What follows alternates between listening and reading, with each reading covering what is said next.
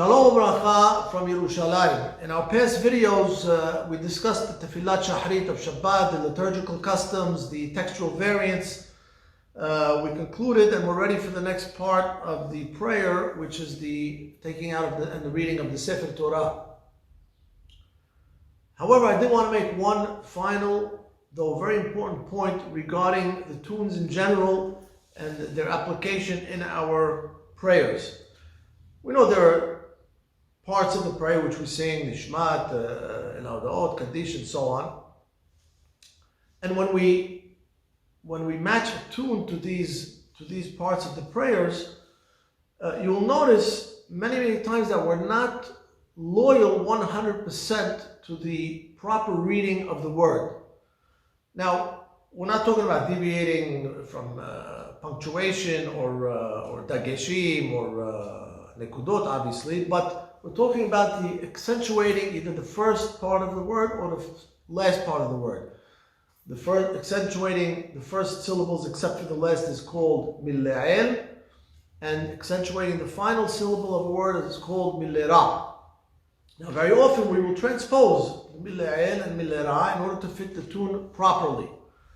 Now, there was a very interesting discussion that Joey Mosseri recounted to me, of a discussion between members of the great Tawil family in our community, Hazanim, Paitanim, Hachamim, and Alav Shalom, Mr. Motawil, a great Hazan and Paitan, beloved by all. He was of the opinion that wherever possible, the Hazan should be loyal to the accentuation, even if it's pushing a little bit the boundaries of the tune, but he should be loyal to the accentuation of the word, wherever possible. Some tunes it's impossible.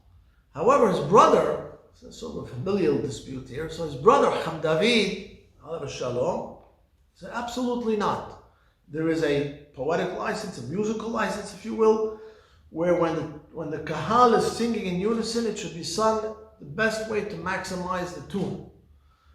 To the point where if a hazan in his presence would try and shift the milla'el and millera in order to say it properly at the expense of the tune a bit, he would draw the ire or the scornful look of Ham David or some other disapproving gesture, because to him it was important that the feel of the music take precedent over the reading of the word. Now, if you look at most tunes, I would say, especially the older ones, most tunes naturally involve the transposing of milla'el and millera. And that's the way, actually, practically, that's how it's applied. So I guess Ham David, Shalom, won the day in this argument. And I'll give you a few examples.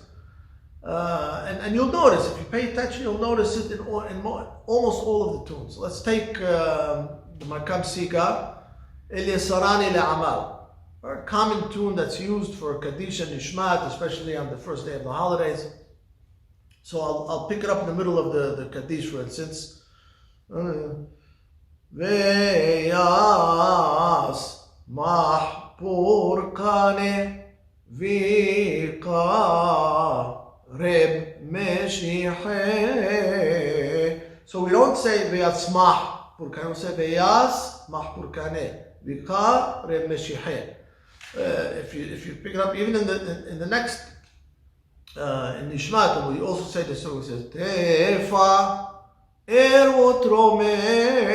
So you'll see that we're not loyal to the tunes. And now if you notice on the high holidays, it's especially obvious when, let's say, you'll say Barechu. What does the Kahal answer? Baruch Amonai. Baruch. They don't say Baruch. Say Baruch. Ra'u banim et geburator. So we see that indeed we are not particular about the milla'el and millera when it comes to fitting the tunes into the pieces. Now, one final point is that another trademark of Halabi Hazanim is to sometimes attach the last syllable to the next word. So we'll say, like I said, Tefa Er Tromem, like that. So the air will be connected to Tromem. Zichrecha Malke Nutamin. And that's another, when you hear a Hazan do that, and many of the old tunes have that nuance, and that talks about how they break up the words. They'll break it up and leave the last syllable to attach it to the next word, and it gives a little hang, a little grace to the piyut, to the tune. Another point is that very often with Halabi Hazanim, they'll start the tune and they'll repeat the first syllable. They'll say, like you'll say, Ni, Nishmat, Ni, Nishmat, Kol Hayil. You'll find that occasionally in Nishmat or Nakdishat, where they'll repeat the words, repeat the first syllable again. When a Hazan does that, you know that either he's a Halabi Hazan or he studied from a Halabi Hazan. So that wraps up the liturgical customs of our tefillot.